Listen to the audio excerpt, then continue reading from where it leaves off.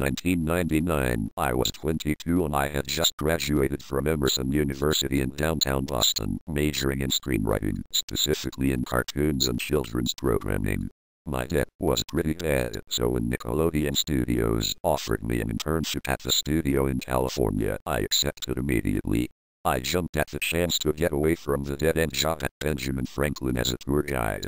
Many of you asked to see Crybaby Lane, but if you want to see the original, you never will, even if Nickelodeon somehow consents to releasing it to you.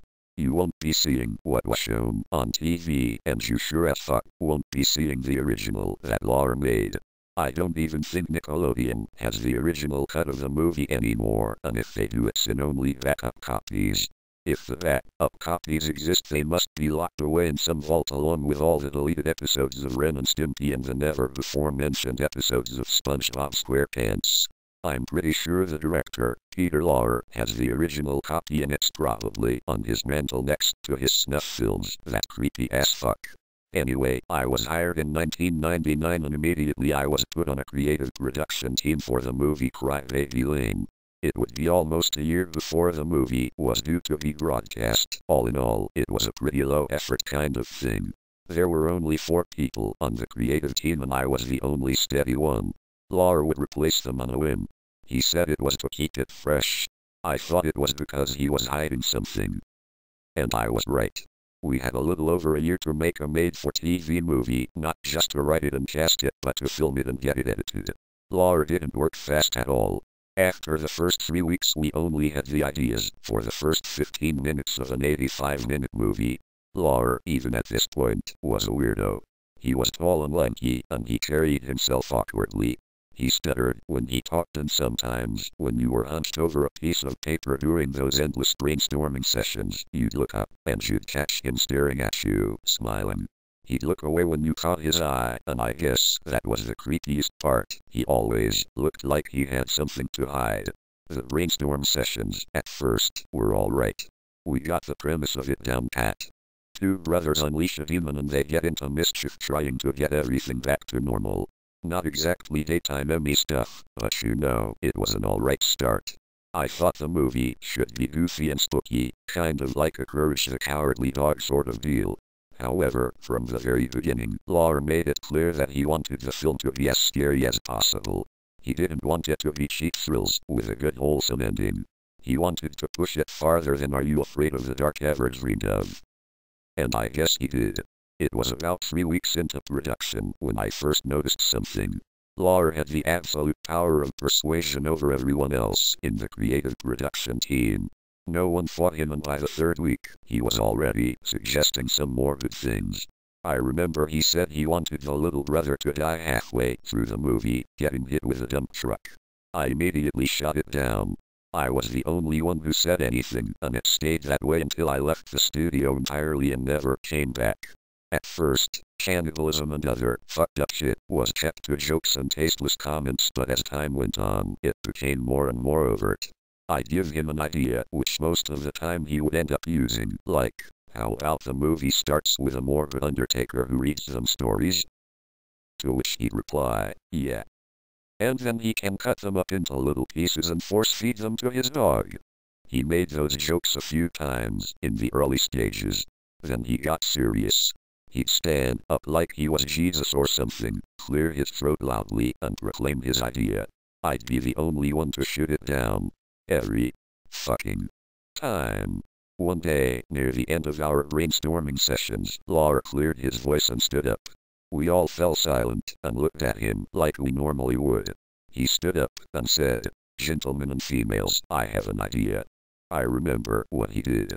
He paused and looked right at me as he said, "The story will revolve around the legend of a pair of Siamese twins. Have you ever heard of the Donner Party?"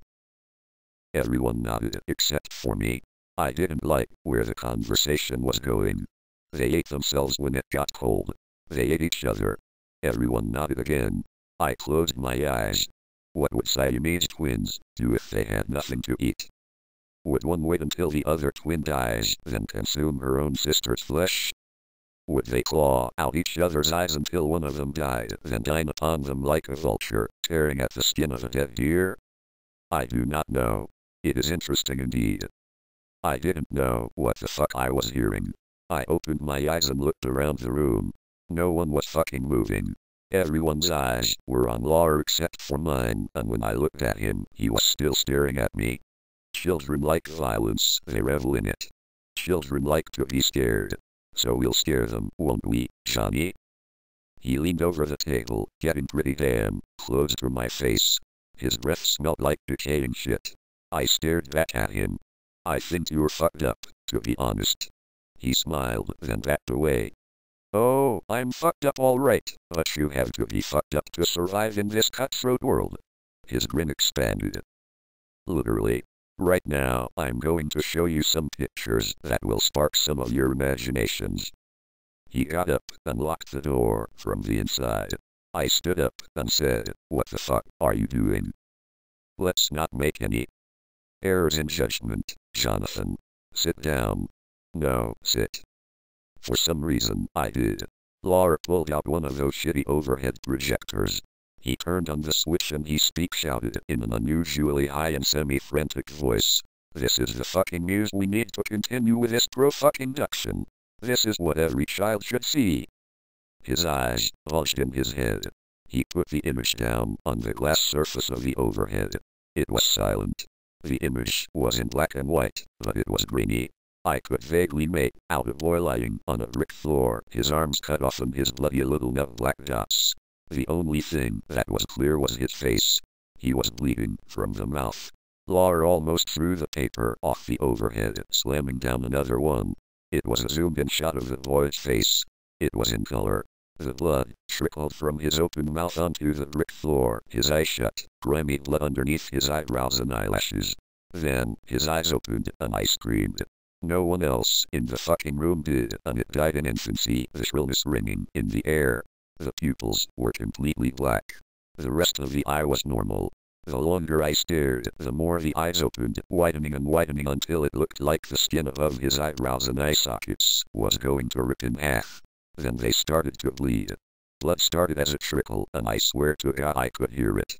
More, now it was like a full-blown stream. More, until the brick on the floor was a lake of blood. I could hear it, like I was hiking and I came across a stream, and now I could smell the kid. I could fucking smell his rot. I leaned underneath the table and vomited.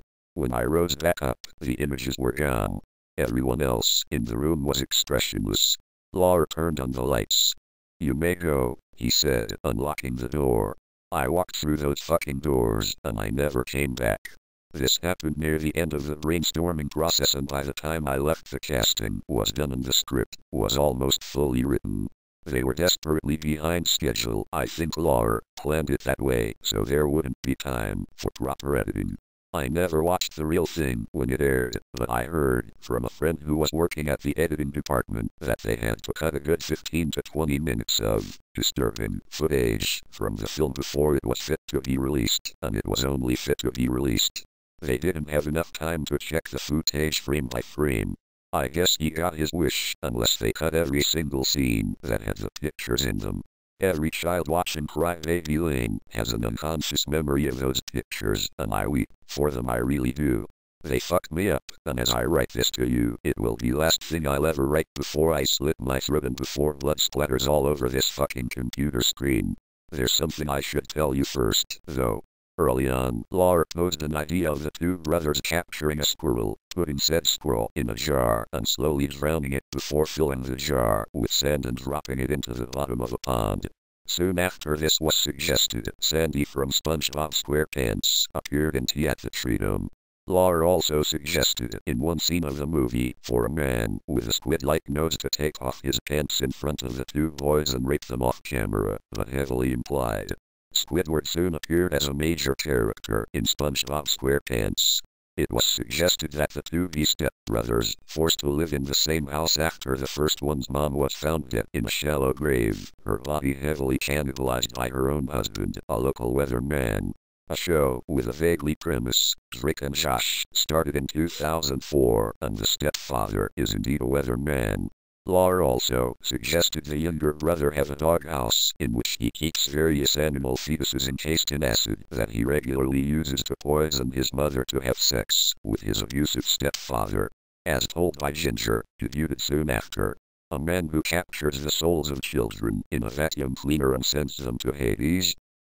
Danny Phantom. A robot who goes insane on the two brothers, kills one of them, wears his skin, pretending to be the dead brother at high school.